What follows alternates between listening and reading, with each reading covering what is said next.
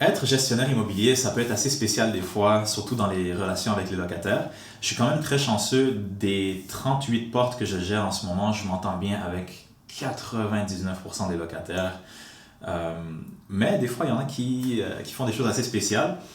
La dernière histoire que j'ai eue, c'est une locataire qui... J'avais envoyé un homme à tout faire qui travaille...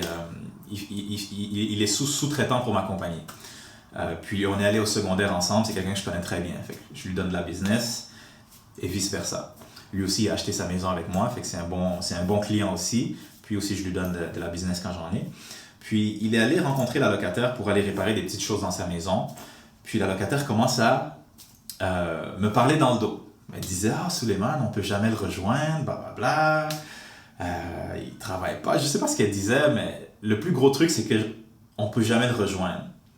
Mais j'imagine qu'elle ne pensait pas que le gars allait me le dire, ce qui est quand même assez stupide parce que c'est clair qu'on travaille ensemble. C'est moi qui l'envoie, c'est moi le gestionnaire.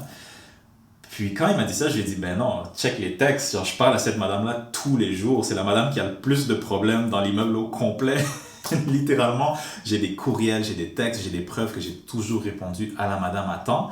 Mais pour une raison ou une autre, elle dit à l'autre que je fais pas mon travail ou que je réponds jamais. Ok, tranquille, c'est bon. Fait que monsieur fait son travail, mais il n'avait pas fini cette journée-là, il voulait revenir une autre journée un petit peu plus tard.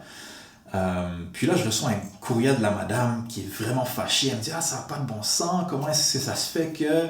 Je comprends que certaines personnes peuvent être en retard, mais là, monsieur était 1 heure en retard, je sais pas trop quoi.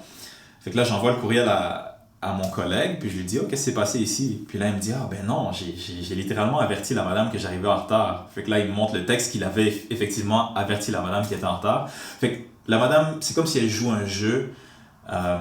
Elle va parler en mal de moi à l'autre, parler en mal de l'autre à moi, puis elle essaie comme peut-être de nous retourner contre nous-mêmes. J'ai comme l'impression qu'elle veut que j'abandonne la gestion de cette propriété-là, chose que je ferai jamais. Madame, si tu regardes et tu te reconnais, je n'abandonnerai jamais. Je suis solide, je suis un soldat, je suis là pour travailler, j'aime mon travail et j'abandonnerai jamais.